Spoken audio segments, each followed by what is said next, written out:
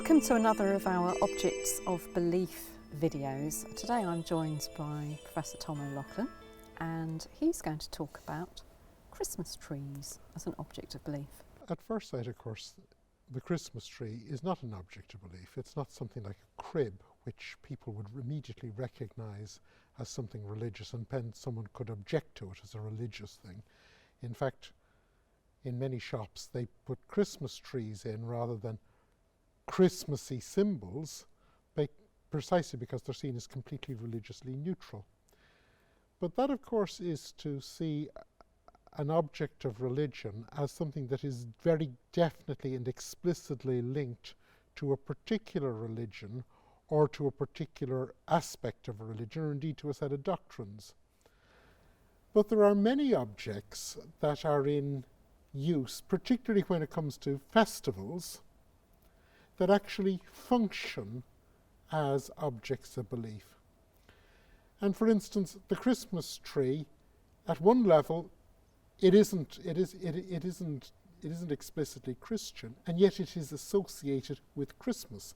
It's the Christmas tree. It's something you do at a certain time. It behaves as a ritual object. It's something that we have in our homes. We don't have normally a cut-down tree. A tree in inside is very odd, yes. It's linked to the time of a religious festival. It's something we expect. And it shows that religion is always playing into cultural memory. Every religion, by the very fact that it has a story, is built into memory. But where it links up with culture is that there's an overlap between the two memories.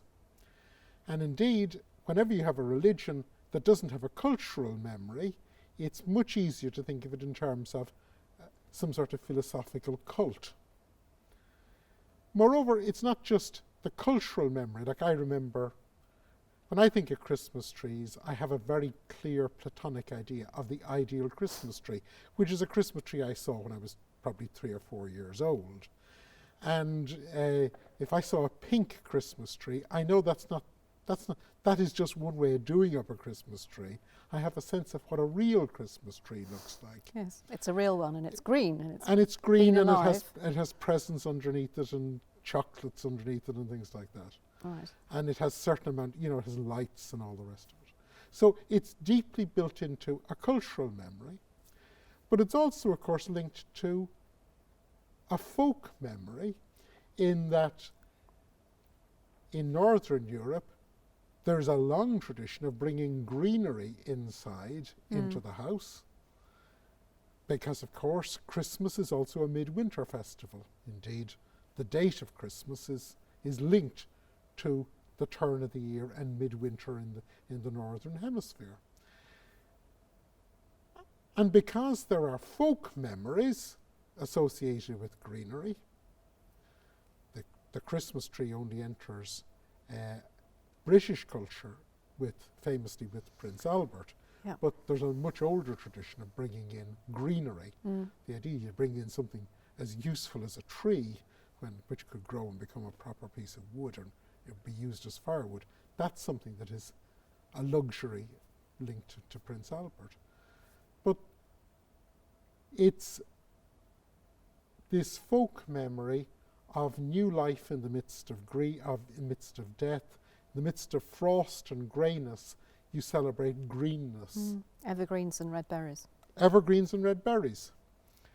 So the Christmas tree is linked to folk memory, it's cultural memory, it's our private family and group memories, and then, of course, those memories all overlap with Christian liturgical memory. And while for many purposes of religious argument, people in society wants to separate out the particular doctrinal element, or they want to separate out the cultural element, and they think they maybe should be kept apart. As an object of belief, the fact that we all want, we would not want to deprive someone of a Christmas tree. We find it part of our cultural associations. It shows us that the category of religion can be isolated, but in point of fact, in our actual practice, is always overlapping. It's never isolated. Christmas theology is influenced by folklore. Folklore is influenced by Christian theology. Culture influences the way religion is celebrated. It all becomes part of a continuum. And so I see the Christmas tree as part of the fun of Christmas. For Christians, it's part of celebrating Christmas. But for all of us, it shows us that these categories in actual lived life are far more interpenetrating than they are in scholarship. Thank you very much.